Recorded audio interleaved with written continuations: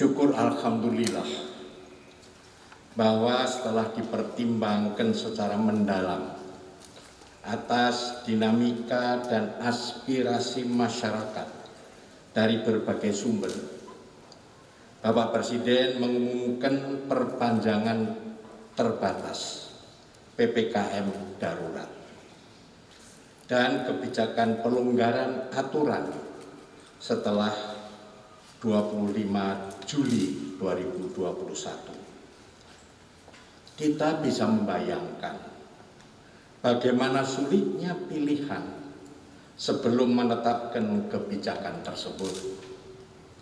Bagi pemerintah dan rakyat Yogyakarta, selain mensyukurinya, juga wajib mengamankannya.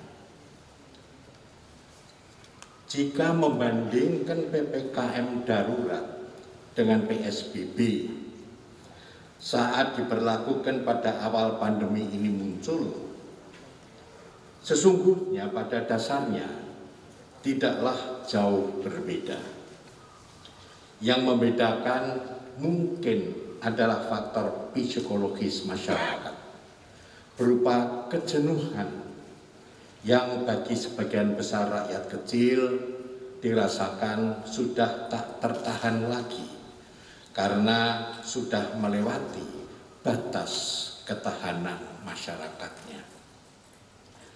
Dalam menghadapi dilema itu, saya sebagai gubernur sekaligus pamong masyarakat Yogyakarta dalam posisi pertama pernah muncul gagasan untuk mengusulkan penundaan PPKM darurat dengan pelonggaran sementara dengan memberikan relaksasi dan napas bagi mereka guna mencari nafkah kembali betapapun sulitnya.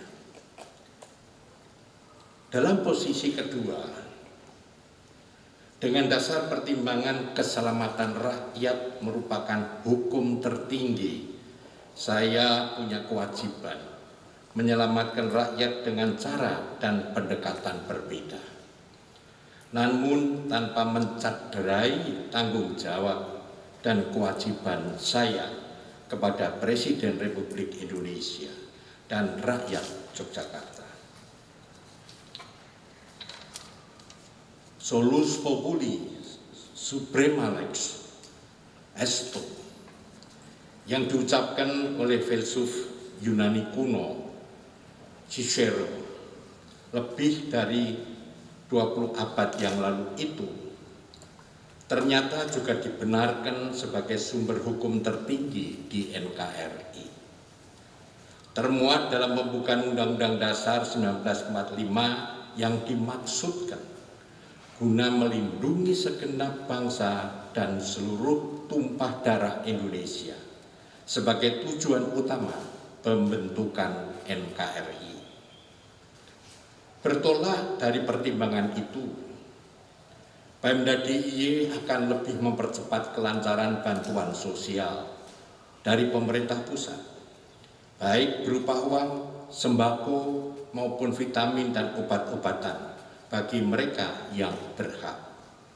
Sedangkan dari APBD dan dana S segera dilakukan refocusing anggaran secara maksimal dengan merelokasi ke dana bantuan sebagai dampak pandemi COVID serta pengadaan perlengkapan dan peralatan kesehatan yang mendesak diperlukan. Diikuti percepatan pelaksanaan vaksinasi agar segera terbentuk imunitas kelompok. Pertanyaannya, lalu bagaimana dengan protokol kesehatan?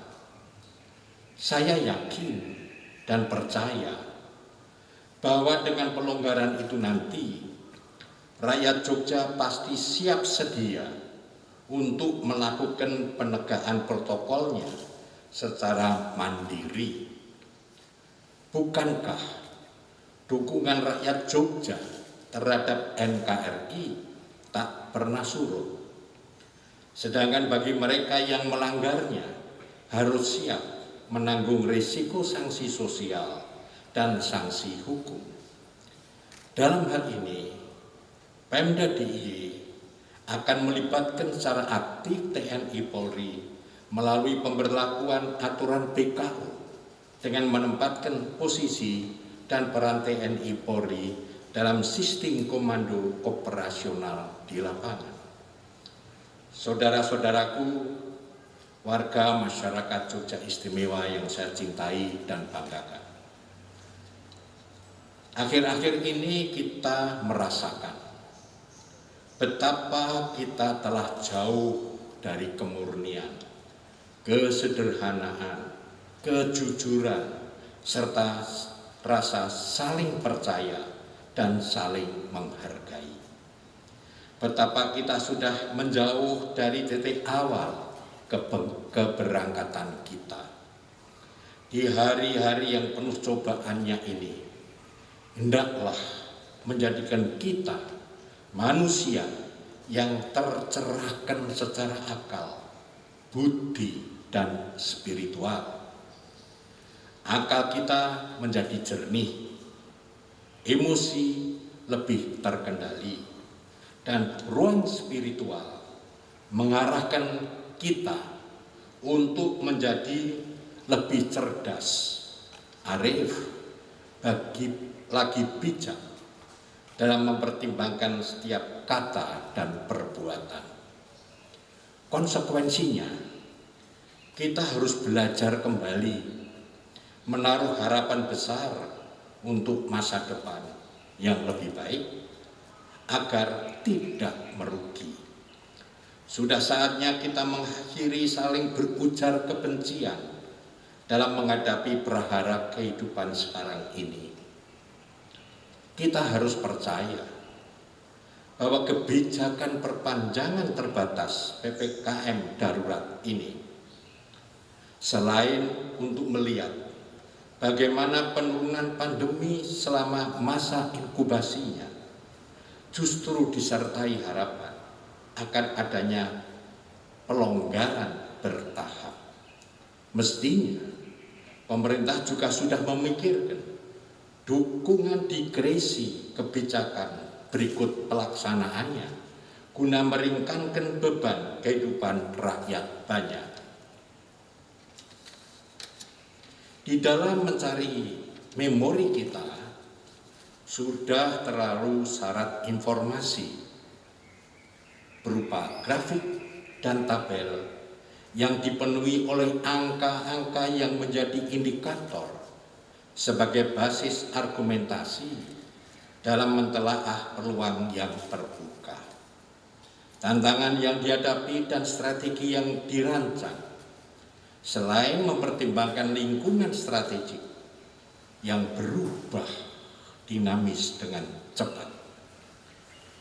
Biasanya, setiap analisis pandemi selalu mengandung perangkaan yang relatif membaik atau memburuk secara fluktuatif yang ditunjukkan oleh indikator-indikator dari lapangan. Adapun yang selalu memburuk adalah peluang kerja dan pengangguran, kemiskinan, kriminalitas, kesehatan, keamanan, ketersediaan energi, penegakan hukum, dan sebagainya. Menurut guru besar dari Harvard, Michael Porter, dengan sedikit bercanda, ia berani bertaruh kalau orang-orang Indonesia diminta membuat daftar persoalan pokok yang dihadapinya, pasti semua sudah tahu dengan benar. Tetapi mengapa kita berhenti sampai di situ saja dan tidak bergerak ramai-ramai memeranginya? Sebab dunia yang kita hadapi sekarang ini lebih kompleks, liku-likunya. Maka diperlukan penjiwaan sampai ke akar-akarnya. Ibarat pohon, solusi kita bukan ada di buahnya, melainkan pada akar-akarnya. Pemimpin di semua eselon harus memeriksa sampai aspek bagaimana sebuah kebijakan dijalankan. Selama ini kita terlalu percaya pada judul kegiatan dan tak punya waktu memeriksa ke dalam kegiatan itu sendiri. Memang birokrasi perlu mengubah cara bekerja dengan menggerakkan simpul-simpul organisasi birokrasi dan menghidupkan kembali kebiasaan berpikir, mengambil inisiatif dan bergerak maju. Maka birokrasi yang bekerja dan berprakarsa dengan cerdas, akademisi yang kreatif dengan komitmen serta didukung oleh wirausahawan yang inovatif dan berani menantang risiko, bisa diharapkan lahirnya model sinergi baru di masa pandemi ini. Mereka inilah aktor-aktor pengubah, dan di tangan mereka pula lah standar kehidupan rakyat Jogja ini dipertaruhkan. Sejarawan Inggris Arnold Toynbee menggarisbawahi peranan mereka dalam teori minoritas kreatif. Bung Karno menyebutnya dengan Marcel Bebus yang sadar akan tanggung jawabnya ke masa depan. Mereka berpotensi menjadi penggerak dan pengubah utama yang memiliki energi lebih besar dari masyarakatnya yang terpuruk letih, memiliki kejernihan di tengah lautan kekeruhan pikiran, punya semangat kejuangan pantang mundur di antara masyarakatnya yang putus asa, memelihara dan terus menyebarluaskan optimisme akan hari esok yang lebih baik di tengah luapan pesimisme dan berita hoax. Peradaban besar, konon kata Toynbee, tak pernah dibangun oleh kerumunan orang yang saling menyalahkan dan bertempur antar sesamanya. Mudah-mudahan Sopo Aruh ini menjadi pambukaning warono, pengoyak tirai untuk kita semua mau bersama-sama melakukan introspeksi dan evaluasi, mesu diri, sekaligus mencanangkan maklumat rakyat dengan spirit dan roh Jogja Satu Bangkit Bersama, yang juga membawa misi peningkatan kualitas hidup masyarakatnya, terutama bagi rakyat kecil yang setiap harinya berkutat dengan perjuangan hidupnya. Akhir kata, semoga Tuhan Yang Maha Esa, Allah Subhanahu wa Ta'ala, berkenan melimpahkan berkah serta rahmatnya bagi kita semuanya. Amin. Sekian, terima kasih.